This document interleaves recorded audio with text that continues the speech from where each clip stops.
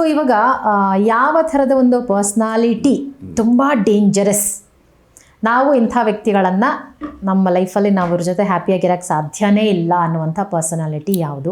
ಒಂದು top one is anti social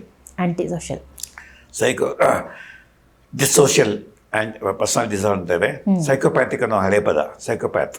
okay. ಸೈಕೋಪ್ಯಾಥ್ ಅನ್ನೋದು ಅಂದರೆ ದುಷ್ಟ, ನೋಡೋಕ್ಕೆ ಸಭ್ಯ, ಚೆನ್ನಾಗಿ ಮಾತಾಡ್ತಾನೆ, ಅದರ ಒಳಗಡೆ ಬರೀ ದುಷ್ಟ ಗುಣಗಳು, ನಿಮ್ಮನ್ನು ಹೇಗೆ ಮೋಸ ಮಾಡ್ಬೋದು, ನಿಮ್ಮನ್ನು ಹೇಗೆ ದುರುಪಯೋಗ ಮಾಡ್ಕೊಳ್ಬೋದು, ಅಥವಾ ಸಮಾಜದಲ್ಲಿ ನಾನು ಹಣ ಗಳಿಸ್ಬೇಕು, ಇಲ್ಲಿ ಬ್ಯಾಂಕ್ ದರೋಡೆ ಮಾಡೋದು ಹೇಗೆ, ಅಥವಾ ಯಾವುದೋ ವಯಸ್ಸಾದ್ರು ಇರ್ತಾರೆ ಎಲ್ಲೋ ಒಳಗಡೆ ಹೋಗಿ ಚಿನ್ನ ಸರ ಕಿತ್ಕೊಂಬರೋದು ಹೇಗೆ.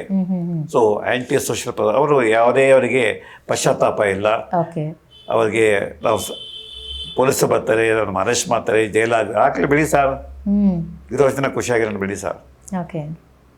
ಹಾಗಾಗಿ ಆ್ಯಂಟಿ ಸೋಷಿಯಲ್ ಪರ್ಸನಾಲಿಟಿ ಭಾಳ ಅಪಾಯಕಾರಿ. ಎರಡನೇದು ಪ್ಯಾರನಾಯ್ಡ್. ಸಂಶಯ ಪ್ರವೃತ್ತಿನಲ್ಲಿ ಹೋಗಿ ಕೊಲೆ ಮಾಡ್ತಾರ್ರಿ, ಸಂಶಯ ಪ್ರವೃತ್ತಿನಲ್ಲಿ ಹೋಗಿ ಹಿಂಸಾಚಾರ ಕಳೀತಾರ್ರಿ. ಸೊ ಪ್ಯಾರನಾಯ್ಡ್ ಪರ್ಸನಾಲಿಟಿ ಇವೆರಡು ಅತ್ಯಂತ ಅಪಾಯಕಾರಿ ಪರ್ಸನಾಲಿಟಿಗಳು. ಆಮೇಲೆ ನಾರ್ಸಿಸಮ್. ಹಿಟ್ಲರ್ಗೆ ಒಂದು ನಾರ್ಸಿಸ್ಟಿಕ್ ಪರ್ಸನಾಲಿಟಿ, ನಾನೇ ಗ್ರೇಟ್, ಜರ್ಮನ್ಸೇ ಗ್ರೇಟ್, ಜೂಗಳಿಗೆ ಬದುಕೋದಕ್ಕಿಲ್ಲ, ಲಕ್ಷ ಜೂಸ್ಗಳನ್ನ ಕಾನ್ಸಂಟ್ರೇಟ್ ಕ್ಯಾಂಪ್ಗಾಗಿ ಸಾಯಿಸ್ದ. ಏನು ಪಶ್ಚಾತ್ತಾಪ ಇಲ್ಲ. ಸೊ ಹಾಗಾಗಿ ಕೆಲವರಿಗೆ ತಮ್ಮ ಬಗ್ಗೆ ನಾರ್ಸಿಸಮ್ಮು, ಇನ್ನು ಕೆಲವರು ತಮ್ಮ ದೇಶದ ಬಗ್ಗೆ ನಾರ್ಸಿಸಮ್ಮು, ತಮ್ಮ ಸಮುದಾಯದ ಬಗ್ಗೆ ನಾರ್ಸಿಸಮ್. ನಮ್ಮದೇ ಗ್ರೇಟ್ ರೇಸು, ಇಡೀ ಪ್ರಪಂಚ ಆಳೋ ಶಕ್ತಿ ನಮಗೆ ಜರ್ಮನ್ಸ್ಗೆ ಇರೋದು, ಯಾರಿಗೂ ಇಲ್ಲ. ಹೋಗ್ತಾರೆ. ಕೌಟುಂಬಿಕ ಕಲಹಗಳಲ್ಲಿ ಈ ನಾರ್ಸಿಸಮ್ ಅನ್ನೋದು ಅಲ್ಲೂ ಆಗುತ್ತೆ. ನಾರ್ಸಿಸ್ಟಿಕ್ ಪರ್ಸನ್ನು ಹೆಂಡತಿ ಆದರೆ ನಾರ್ಸಿಸ್ಟಿಕ್ ಪರ್ಸನ್ನು ಗಂಡ ಆಯಿತು ಅಂತಂದರೆ ಕಷ್ಟ, ಯಾವಾಗಲೂ ಜಗಳ ಆಗುತ್ತೆ. ಅದೇ ಅವನ ಹೆಂಡತಿ ಕೇಳಬೇಕು, ಇಲ್ಲದೇ ಜಗಳ ಫೈಟಿಂಗ್. ಮುಂದೆ ಸ್ವಾರ್ಥ, ತನ್ನ ಖುಷಿ, ತನ್ನ ಹಿತಕ್ಕೆ ಅವನ ಮನ್ನಣೆ ಕೊಡ್ತಾನೆ ಹೊರತು ಇನ್ನೊಬ್ರು ಊಟ ಮಾಡಿದರೆ ಇದನ್ನು ಬಾಧ. ಕೇಳ್ದಂಗೆ ನಟನೆ ಕೂಡ ಮಾಡ್ತಾರೆ ಅಲ್ವಾ ಸರ್? ನೀ ನನ್ನ ಬಗ್ಗೆ ಕೇರ್ ಮಾಡಲ್ಲ, ನಿನ್ನ ಬಗ್ಗೆನೇ ನೀನು ಕಂಪ್ಲೇಂಟ್ ಮಾಡ್ಬೋದು, ಸತ್ಯ ನೋಡ್ಬೇಕಾಗತ್ತೆ. ಇದಕ್ಕೆ ಕಂಪ್ಲೇಂಟ್ ಮಾಡೋದೇ ಕೆಲಸ, ಇನ್ನೊಬ್ರು ದೂರದೇ ಕೆಲಸ.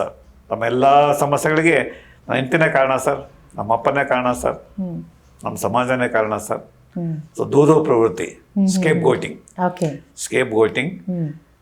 ತಮ್ಮ ತಪ್ಪನ್ನು ಒಪ್ಕೊಳ್ಳಲ್ಲ. ನಾನು ಸರಿ ಇಲ್ಲ ಯಾಕೆಂದ್ರೆ ನಮ್ಮ ತಂದೆ ನನ್ನ ಸರಿಯಾಗಿ ಸಾಕಲಿಲ್ಲ, ನಾನು ಸರಿಯಾಗಿಲ್ಲ ಯಾಕೆಂತಂದ್ರೆ ನಮ್ಮ ಕುಟುಂಬ ಚೆನ್ನಾಗಿಲ್ಲ ಸರ್, ಅದು ನಮ್ಮ ದೇಶ ಚೆನ್ನಾಗಿಲ್ಲ ಸರ್. ಕೆಲವ್ರಿಗಾದ್ರೆ ಅರಿವು ಇರುತ್ತೆ ನಾನು ಯಾಕೆ ಹಿಂಗಿದ್ದೀನಿ ಅಂತ. ಓಕೆ. ಈಗ ಯಾವ ಒಂದು ಏಜ್ನಲ್ಲಿ ನಮ್ಮ ಪರ್ಸ್ನಾಲಿಟಿ ಇಶ್ಯೂಸ್ಗಳನ್ನು ನಾವು ಕರೆಕ್ಟ್ ಮಾಡ್ಕೋಬೇಕು ಅಥವಾ ಫೈಂಡ್ ಔಟ್ ಮಾಡ್ಕೊಳ್ಳೋದು ಯಾರು? ನಾವು ಮಾಡ್ಕೋಬೇಕಾ ಅಥವಾ ಬೆಳೆಯೋ ಮಕ್ಕಳು ಗಮನಿಸ್ಬೇಕ್ರಿ. ಅಪ್ ಟು 6 or 7 ಹೆಚ್ಚಿನ ಮಕ್ಕಳು ಒಂದೇ ಥರ ಇರ್ತಾರೆ. 10 ವಯಸ್ಸು ಬರ್ತಿದ್ದಾಗೇ ಪರ್ಸನಾಲಿಟಿ ಟ್ರೈಟ್ಸ್ ಶುರುವಾಗುತ್ತೆ. 7 ವರ್ಷ ದಾಟಿದ ಮೇಲೆ 9, 10 10 ವಯಸ್ಸು. ಈಗ 8, 9ಕ್ಕೆ ಹುಡುಗಿಯರು ನಡೀತಾರೆ, ಹುಡುಗರು ಮೆಚೂರ್ ಆಗ್ತಾರೆ. ಹಾಗಾಗಿ ಮೊದಲ 5 ವರ್ಷ ಗುಡಿಯಾಗಿರ್ತಾರೆ, ಮಕ್ಕಳಿಗೆ ಹೆಚ್ಚು ಗೊತ್ತಿರೋದಿಲ್ಲ, ಅಪ್ಪ ಅಮ್ಮ ಹೇಳ್ದಂಗೆ ಕೇಳ್ತಾರೆ. ಆಮೇಲೆ ಕ್ರಮೇಣ ಅವ್ರ ಪರ್ಸನಾಲಿಟಿ ಟ್ರೈಟ್ಸು ಓಪನ್ ಅಪ್ ಆಗಿ ಶುರುವಾಗುತ್ತೆ 10 ವಯಸ್ಸು. ಆಮೇಲೆ ಯೌವನ, ಆ ವಯಸ್ಸಿನಲ್ಲಿ 20 ರಿಂದ 25 ಪರ್ಸನಾಲಿಟಿ ಒಂದು ಶೇಪ್ ತೆಗೆದುಕೊಳ್ಳುತ್ತೆ. ಆಗ ಇಲ್ಲ ಅವರೇ ಗುರ್ತಿಸ್ಬೋದು, ಇಲ್ಲ ಬೇರೆಯವ್ರು ಗುರ್ತಿಸ್ಲೇಬೇಕು, ಅವ್ರಿಗೆ ಬಂದೇ ಬರುತ್ತೆ. ಯಾಕೆಂದ್ರೆ ಬೇಡ ಅಂದ್ರೂ ಕೂಡ ಅವನ ವರ್ತನೆ, ಅವನ ಮಾತುಕತೆ, ಅವನ ಆ್ಯಕ್ಷನ್ನು ರಿಯಾಕ್ಷನ್ಸ್ ಎಲ್ಲ ಅಪ್ಪ ಅಮ್ಮನಿಗೆ ಗೊತ್ತಾಗುತ್ತೆ ಅಥವಾ ಸ್ನೇಹಿತರಿಗೆ ಗೊತ್ತಾಗುತ್ತೆ. ಈತ ಆರೋಗ್ಯಕರ ವ್ಯಕ್ತಿತ್ವ ಇಲ್ಲ, ಇವನಿಗೆ ಅನಾರೋಗ್ಯಕರ ವ್ಯಕ್ತಿತ್ವ ಇದೆ, ಅಬ್ನಾರ್ಮಲ್ ಪರ್ಸನಾಲಿಟಿ ಇವನು ಅಂತ ಹೇಳೋದು. ಆವಾಗ ಆದಷ್ಟು ಬೇಗ ಆಪ್ತ ಸಮಾಲೋಚನೆಗೆ ಕರ್ಕೊಂಬರ್ಬೇಕು, ತಿದ್ದಬೇಕು ಅವನ್ನ.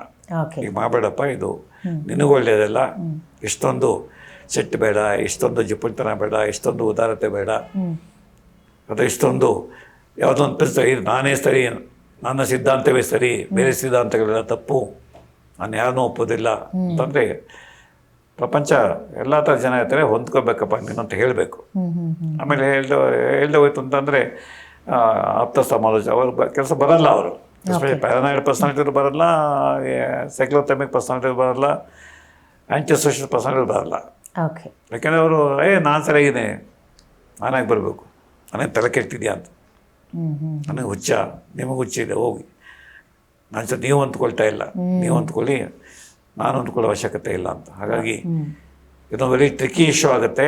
ಅದು ಸಾಮೂಹಿಕ ಪ್ರೆಷರ್ ತರಬೇಕು, ಬಂಧು ಮಿತ್ರರು, ಮನೆಯವರು, ಪಾಪ ಸ್ವಲ್ಪ ಬದಲಾವಣೆ ಆಗು, ನೀನೇ ನಮಗೆ ಭಾಳ ತೊಂದರೆ ಆಗ್ತದೆ, ನಿನಗೂ ಹಿಂಸೆ ಆಗುತ್ತೆ ಮುಂದೆ, ನಿನ್ನ ಕಂಡ್ರೆ ಯಾರಿಗೂ ಆಗೋದಿಲ್ಲ, ಒಂಟಿ ಆಗಿಬಿಡ್ತೀಯ, ಸಮಾಜದಲ್ಲಿ ಬದುಕೋದು ಕಷ್ಟ ಆಗುತ್ತೆ ಅಂತ ಹೇಳಿ ಕನ್ವಿನ್ಸ್ ಮಾಡಬೇಕು. ಆಮೇಲೆ ಬದಲಾವಣೆಗೆ ಒಪ್ಪಿಸ್ಬೇಕು. ಯಾಕೆಂದರೆ ಕಾಯಿಲೆಗೆ ಔಷಧಿಗಳಿದ್ದಾವೆ, ಆದರೆ ಪರ್ಸ್ನಾಲಿಟಿ ಚೇಂಜ್ ಮಾಡಲಿಕ್ಕೆ ಔಷಧಿಗಳಿಲ್ಲ. ಕೋಪ ಇದ್ದರೆ ಕೋಪ ಕಮ್ಮಿ ಮಾಡಲಿಕ್ಕೆ ಶಮನಕಾರಿ ಮಾತು ಕೊಡ್ಬೋದು, ಅತಿ ಹೆದರಿಕೆ ಇದ್ದರೆ ಅದಕ್ಕೆ ಮಾತು ಕೊಡ್ಬೋದು. ಆದರೆ ಬದಲಾವಣೆ, ವ್ಯಕ್ತಿತ್ವದ ಸುಧಾರಣೆ, ನೆಗೆಟಿವ್ ಥಿಂಗಿಂದ ಪಾಸಿಟಿವ್ ಥಿಂಗ್ ಹೋಗಬೇಕು. ನೆಗೆಟಿವ್ ಎಮೋಷನ್ದ ಪಾಸಿಟಿವ್ ಎಮೋಷನ್ಸ್ಗೆ CBT ಇದ್ದೇವೆ, ಕಾಗ್ನಿಟಿವ್ ಬಿಹೇವಿಯರ್ ಥೆರಪಿ.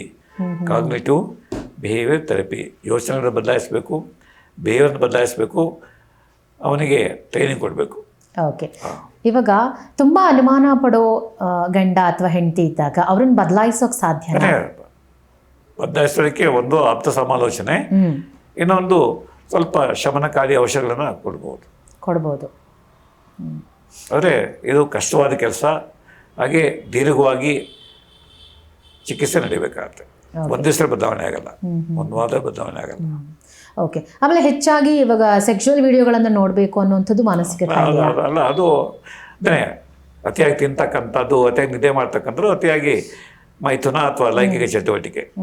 ಅವರಿಗೆ ಈ ಬೇಸಿಕ್ ನೀಡ್ಸು ಕೆಲವರಿಗೆ ಸ್ಟಾಪ್ ಮಾಡೋಕ್ಕಾಗೋದೇ ಇಲ್ಲ, ಲಕ್ಷ್ಮಣ ರೇಖೆ ಹಾಕ್ಲಿಕ್ಕೆ ಸಾಧ್ಯವೇ ಇಲ್ಲ. ಮತ್ತೆ ಮತ್ತೆ ಬೇಕು ಅನ್ಸುತ್ತೆ, ಮಲ್ಟಿಪಲ್ ಪಾರ್ಟ್ನರ್ಸ್ ಬೇಕು ಅನ್ಸುತ್ತೆ, ಸೆಕ್ಷುವಲ್ ಪೋರ್ನೋ ನೋಡಬೇಕು, ಅದು ಚಟ ಆಗ್ಬಿಡುತ್ತೆ. ಪೋರ್ನೋಗ್ರಫಿ ನೋಡ್ತಕ್ಕ ಒಂದು ಚಟ. ಹಾಗೆ ಎಕ್ಸ್ಟ್ರಾ ಮ್ಯಾರಿಟಲ್ ರಿಲೇಶನ್ಶಿಪ್ ಎಷ್ಟೇ ಕಷ್ಟ ಬರಲಿ, ಎಷ್ಟೇ ಬರ್ತಾ ತಿಂದಿರಲಿ, ಮತ್ತೆ ಹೋಗ್ತಾರೆ, ಬದಲಾವಣೆ ಆಗೋದೇ ಇಲ್ಲ. ಯಾಕಂದ್ರೆ ಅವರಿಗೆ ಅರ್ಜಿ ಬಂತು ಅಂದರೆ ಕಂಟ್ರೋಲ್ ಮಾಡೋ ಶಕ್ತಿ ಅವರು ಬೆಳೆಸ್ಕೊಳ್ಳೋದೇ ಇಲ್ಲ. ಹಾಗೆ ತಿನ್ನೋದು, ಬುಲಿಮಿಯಾ, ಅತಿಯಾಗಿ ತಿಂತಕ್ಕಂಥದ್ದು, ಅಥವಾ ಉಪಮುಖರಣ, ತಿನ್ನೋದು ಮಲಗೋದು. ಹಾಗಾಗಿ ಅವರಿಗೆ ಒಂದು ಬಿಹೇವಿಯರ್ ಥೆರಪಿ, ಇನ್ನೊಂದು ಅಗತ್ಯ ಬಿದ್ದಾಗ ಔಷಧಿಗಳು. ಹಾಗೆ ಒಂದು ಕಂಟ್ರೋಲ್ಡ್ ಎನ್ವೈರನ್ಮೆಂಟಲ್ಲಿ. ಹೊರ ದೇಶಗಳಲ್ಲಿ ಸೈಕೋಪ್ಯಾಥಿಕ್ ಪರ್ಸನಾಲಿಟಿ ಡಿಸಾರ್ಡರ್ಗೆ ಸಪ್ರೇಟ್ ಹಾಸ್ಟೆಲ್ಗಳಿದ್ದಾವೆ, ಸಪ್ರೇಟ್ ಇನ್ಸ್ಟಿಟ್ಯೂಷನ್ಗಳಿದ್ದಾವೆ.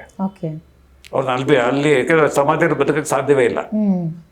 ಸಮಾಜಕ್ಕೆ ಹಿಂಸೆ ಆಗುತ್ತೆ, ಇಲ್ಲ ಅಂತ ಸಮಾಜದವರು ಇವರಿಗೆ ಬಡ್ದು ಶಿಕ್ಷೆ ಕೊಡ್ತಾರೆ. ಹಾಗೆ ಅವ್ರನ್ನ ಸಪ್ರೇಟ್ ಮಾಡಿ, ಅವ್ರನ್ನ ಪರ್ಸನಾಲಿಟಿ ಡಿಸಾರ್ಡರ್ ಇರ್ತಕ್ಕಂಥವ್ರಿಗೆ ಸಪ್ರೇಟ್ ಅವರ ಆಸ್ಪತ್ರೆ ಅಂತ ಕರೀರಿ, ಅಥವಾ ರಿಹ್ಯಾಬಿಲಿಟೇಷನ್ ಸೆಂಟರ್ ಅಂತ ಕರೀರಿ, ಅಲ್ಲಿ ಅವ್ರನ್ನ ಇಟ್ಟು 2 ವರ್ಷ 3 ವರ್ಷ ಬದಲಾವಣೆ ಆಗಲಿಕ್ಕೆ ತರಬೇತಿ ಕೊಡ್ತಾರೆ. ನಮ್ಮಲ್ಲಿ ಅದಿಲ್ಲ. ಓಕೆ, ಇವಾಗ ಸರ್, ಒಂದು ನಮ್ಮ ಬ್ರೈನ್ ಅನ್ನುವಂಥದ್ದು ನಮ್ಮನ್ನೇ ಕೆಲವೊಮ್ಮೆ ಟ್ರಿಗರ್ ಮಾಡುತ್ತೆ. ಹೌದು. ಫಾರ್ ಎಕ್ಸಾಂಪಲ್, ಈಗ ನಾವು ಹೇಳ್ದಂಗೆ ಎಲ್ಲವೂ ಕೂಡ ಶಿಸ್ತಿನಿಂದ ಇರಬೇಕು ಅನ್ನೋದು, ಊಟ ಕರೆಕ್ಟ್ ಟೇಸ್ಟಿಯಾಗಿರಬೇಕು ಅನ್ನುವಂಥದ್ದು, ಮತ್ತು ನಾನು ತುಂಬ ಚೆನ್ನಾಗಿ ಕಾಣಬೇಕು ಅನ್ನುವಂಥದ್ದು, ನಾವು ಬೇರೆ ವಿಚಾರದಲ್ಲಿ ಕಾಂಪ್ರಮೈಸಿಂಗ್ ನಾವು ಒಪ್ಪೋದೇ ಇಲ್ಲ. ಇದನ್ನು ನಾವು ಹೇಗೆ ಕರೆಕ್ಷನ್ ಮಾಡ್ತೀವಿ? ಒಂದು ಸ್ವಾವಲೋಕನ, ಸೆಲ್ಫ್ ಇಂಟ್ರಾಸ್ಪೆಕ್ಷನ್, ಅಥವಾ ಬೇರೆಯವರು ನನ್ನ ಬಗ್ಗೆ ಕಾಮೆಂಟ್ ಮಾಡಿದಾಗ ಕೇಳಿಸ್ಕೊಳ್ಳಿ. ನಿಮಗೆ ಅರ್ಧ ಗಂಟೆ ಕನ್ನಡ ಬಂದು ತೊಗೊಂಡು ಅಲಂಕಾರ ಮಾಡ್ಕೋಬೇಕು ಅನಿಸುತ್ತೆ, ಆದರೆ ಮನೆಗೆ ತಾಯಿನ ನೋಡಮ್ಮ ಅತಿ ಆಯಿತು, ಪ್ರೋಗ್ರಾಮ್ಗೆ ಹೋಗಬೇಕು, ಕಾಲೇಜಿಗೆ ಹೋಗಬೇಕು, ನೀನು ಅರ್ಧ ಗಂಟೆ ಇಷ್ಟೊಂದು ಅಲಂಕಾರ ಮಾಡೋ ಅಗತ್ಯ ಏನಿದೆ ಅಂತ ಹೇಳಿದ್ರೆ ಕೇಳಿಸ್ಕೋಬೇಕು.